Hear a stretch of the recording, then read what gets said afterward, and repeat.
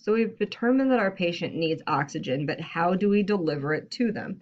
We have several different types of equipment, and you're going to have to choose what's right for your patient. And truthfully, nobody can do that but you. You need to assess them and determine what you're going to use. A couple of things that we've got non-rebreathing masks, VVMs, and nasal cannulas. These are going to be the most typical delivery devices that you're going to use out in the field. Non-rebreathing masks is a combination of a mask itself and then a reservoir bag that's going to hold extra oxygen. This is capable of delivering up to 90% inspired oxygen as long as you have a really good mask to face seal.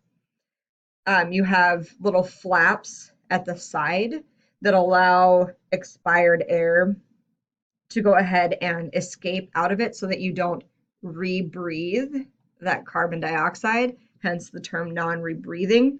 Make sure that you fill the reservoir bag before you actually give it to the patient and that the bag doesn't collapse when they inhale. If they're inhaling that hard, either you don't have your flow up high enough or you need to upgrade to the next more efficient way of delivering oxygen.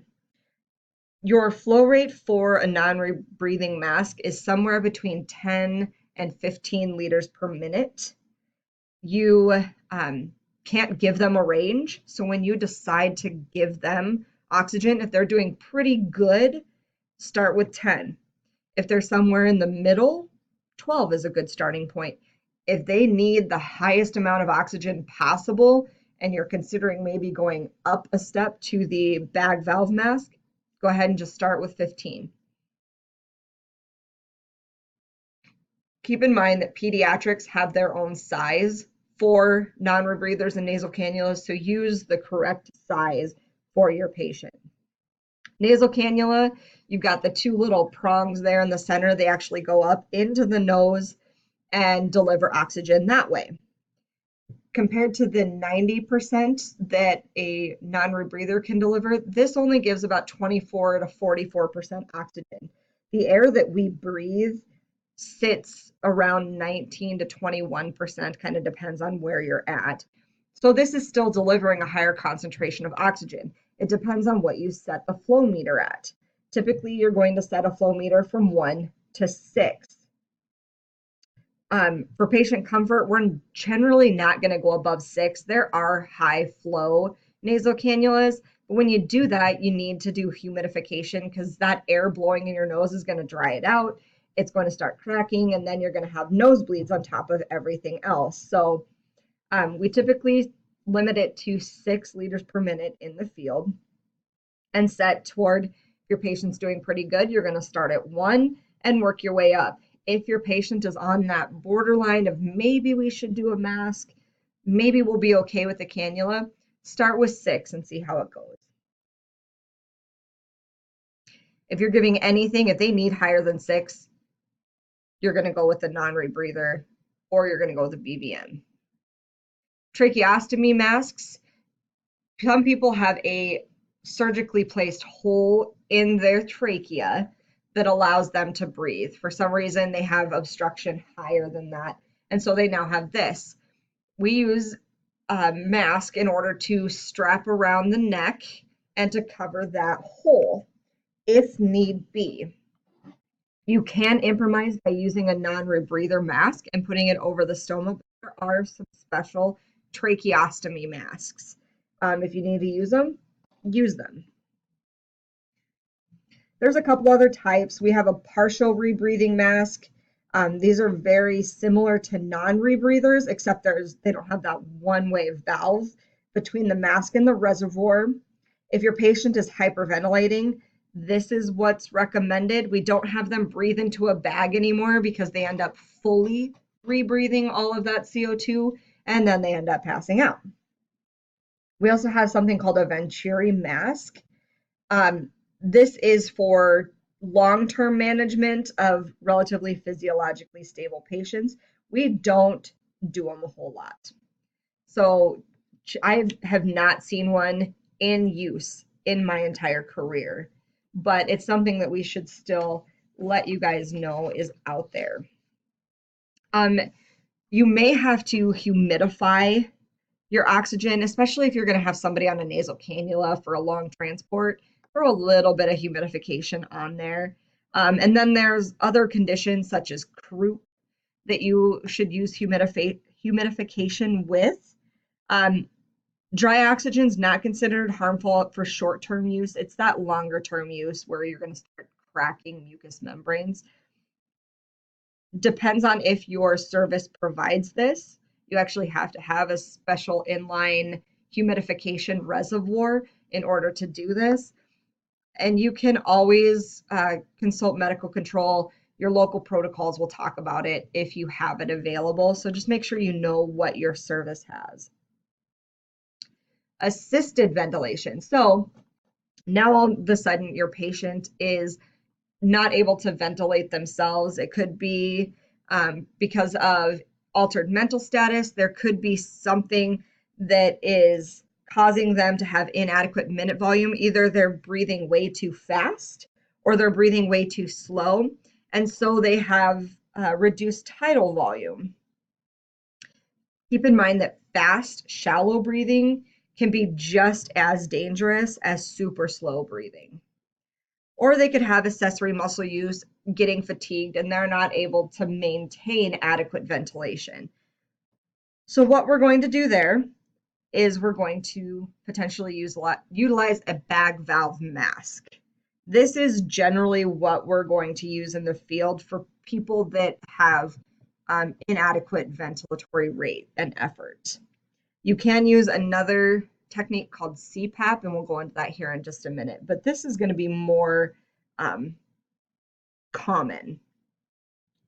So you're going to let your patient know what's going on, what you're going to do, because as you come at them with that mask to put it over their face, that might make them very, very, very anxious. So let them know what you're going to do. Place the mask over the nose and mouth. The adult ones are curved appropriately, so you know where the nose goes and where the chin goes, so make sure that you put that appropriately. You're going to squeeze the bag each time that the patient breathes, if they're breathing on their own. All you're doing here is assisting them. So when they breathe, you're just giving them a little bit extra. After the first 5 to 10 breaths, just kind of slowly adjust the rate so that you're bringing them to the correct tidal volume, and make sure that you maintain an adequate minute volume as well as you're assisting them. So if a patient is not breathing the way that they're supposed to, and you're basically taking over breathing for them, then you need to know how to do that. There's a couple of different techniques. We have a mouth to mask technique. We have our BVM. You can operate with either 1 or 2 people. 2 is much more efficient, but obviously takes extra resources, or manually triggered ventilation devices. We do not recommend the use of mouth to mouth. Lay rescuer training still does teach this technique, because oftentimes you're going to be performing it on a friend or family that you're comfortable doing that on. We don't do that. So if you don't have a mask with a one-way valve, you should typically have a BVM. If you don't have those things on your service, there's a problem. So normal ventilation versus positive pressure. In normal breathing, that diaphragm is going to contract to create that negative pressure.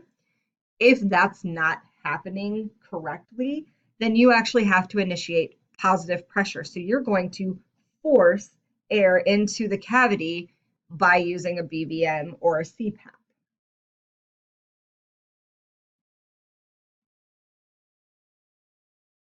Sorry. There are some complications when you utilize positive pressure ventilation. If you give too much pressure and you start building that up within the thoracic cavity beyond what it's normally supposed to be, you can actually reduce the blood that's pumped by the heart.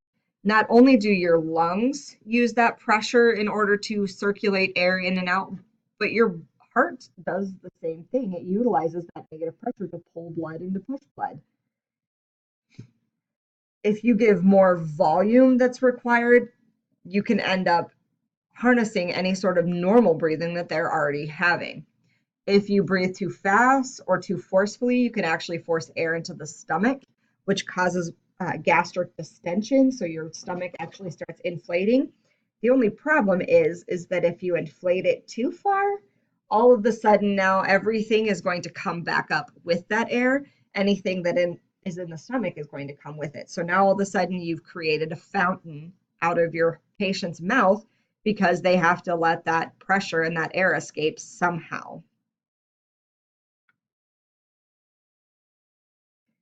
For mouth to mouth and mouth to mask, we don't suggest using mouth to mouth on your patients. Typically, you're going to use a barrier device to make sure that you're not putting your mouth directly on their mouth. There are some things that have a one-way valve in them. Looking at them, it's like a piece of plastic wrap with like a little band-aid in the center. Personally, I'm not using that on anybody that I don't know. That's just me. You do you. If you have a mask, you actually have what looks like a mask from a BVM with a one-way valve attached to it. A little more protection if you start blowing air into the stomach and they throw up. When we ventilate our patients, we are typically going to ventilate adults at one breath every 5 to 6 seconds. With a child, it's going to be one breath every 3 to 5 seconds, and an infant is also one breath every 3 to 5 seconds. And you can kind of alter that based on the needs of your patient, but those are kind of those general guidelines. Bag valve mask, if you know what you're doing, you can actually provide adequate tidal volume. What we end up doing when we get hyped up and we've got that adrenaline running is that we either breathe way too fast, or we give them way too much air, or we give them the appropriate amount of air, but too forcefully. And then air takes the path of least resistance. Turns out the esophagus is a lot easier at directing airflow than making that turn and going up into the trachea when somebody's laying on their back. So you want to be very careful, cautious, and make sure you're watching out for gastric distension. If you have problems adequately ventilating the patient with a BVM, switch to something else. Typically, the total volume of the BVM for an adult, you're going to give 1,200 to 1,600. They don't need that much. That's how much air can be put in it. You don't need that much. The pediatric one has 500 to 700 mils. And then an infant can hold 150 to 240. The only means of truly assessing tidal volume out in the field is going to be chest rise. You want to squeeze the bag just enough to have the chest rise. Noticeable rising of a chest in an adult patient takes about 600 mils. The total volume of the BVM is 1,200 to 1,600. So at least double what the patient actually needs. So you're going to squeeze nice and controlled in order to give them enough tidal volume to cause the chest to rise. And then you need to make sure as well that you give them adequate time to breathe out. And we'll go ahead and talk about the actual technique in the next video.